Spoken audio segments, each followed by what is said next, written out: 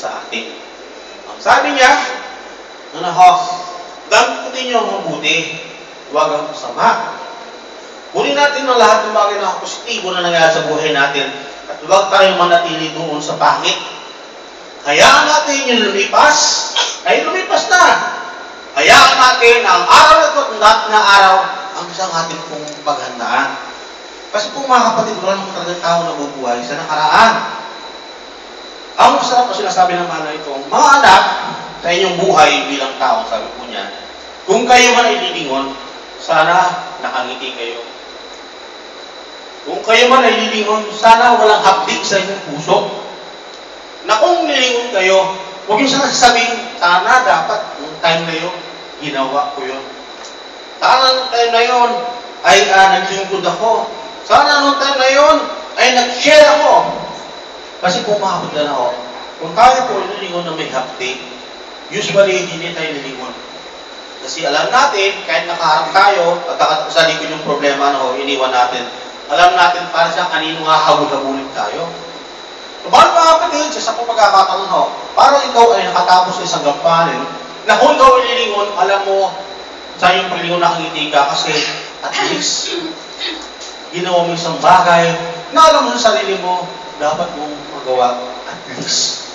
Hindi sinasabi ng Diyos na ito yung maging 100%. Kasi bihira po makakagawa ng 100%. Lalo na kung 101%. Siguro, nasa langit ka na noon. Ano? Tinanggap mo na yung regalo ng Diyos. Yung buhay doon. Pero sino man maghahanap na tao at magsasabing, it's about time for me to rest. As in, 6 feet under the ground. Siguro mararamdaman mo lang yun pagka ikaw ay fulfilled na sa iyong buhay bilang isang tao, bilang isang tinatakan, o anak ng Diyos. Siguro kung dating time na yun na fulfilled ka na, siguro sasabihin mo, kahit anong unos pa ang mangyari kung sa Ebanghelyo ng mga kapatid, I'm ready and willing to face it. Handa akong marap kahit anong uri man ang digmaan yan. Bakit po mga kapatid?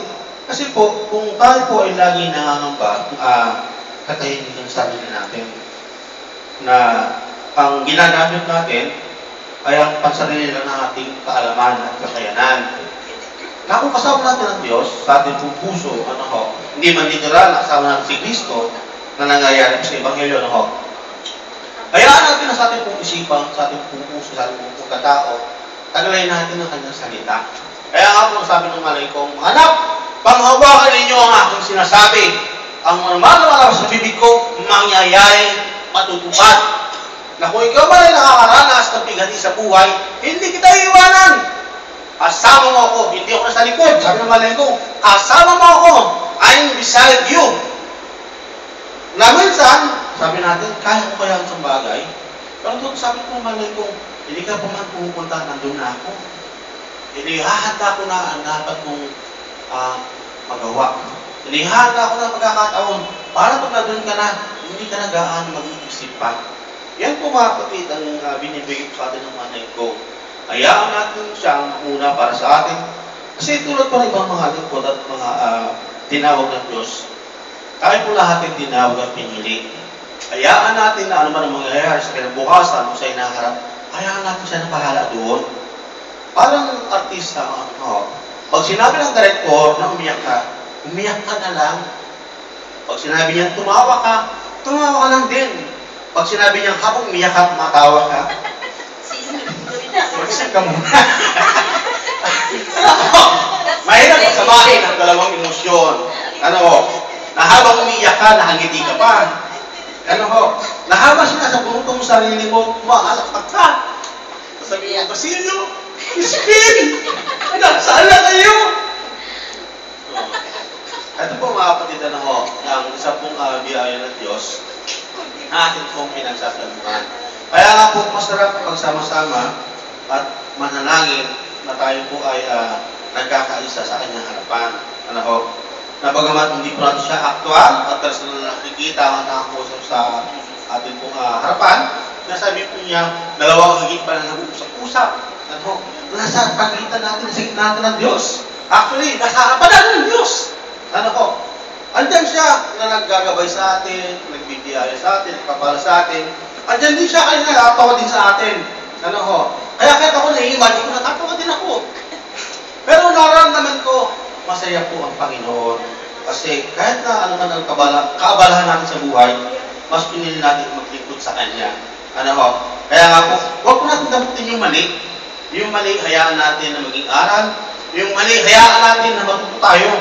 Para yung mali na yan, i-correct natin for a much better performance. Ano ho? For a much better life. Kaya kung merong pagkakamali sa sabi ng manay kong, kung kayo may kakayanan, unan nyo ito.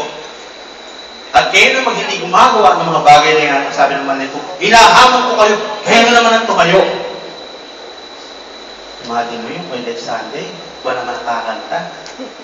So ngayon, natatawa siya. Next Sunday, yung daga, gusto nang malpas.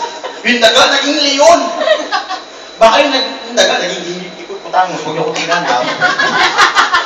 Mukha lang po akong damulan. Pero hindi ko ikot-putang. Pagtalo, hindi ako limante. Ano, kasi medyo pango naman ang aking ilong. Ano yata rito? Bakit po mga kapatid, ano, alam niyo po ba, nasabi ng malay ko, Dalawa. alam niyo mga anak, masaya ang Diyos kapag nakikita niya ang kanyang mga anak ay masaya. Ano, nalulungkot din ang Diyos pag nakikita niya ang kanyang anak ay nalulungkot. So mga kapatid po na ating damdamin, nagiging damdamin ng Diyos, ano ko. Kaya po, madalas ano, sa sarili natin, huwag natin hayaan na yung itong negatibong damdamin na ito ang mag-umapong sa atin. Kaya ating paminsan-minsan, ay dayahin mo yung sarili at sabihin mo, bali, parang gabi din ito, itong problema na ito, bukas ay sisikat ang araw. Sa pangalan niyo, sa mga anak, sa Espiritu Santo. Amen.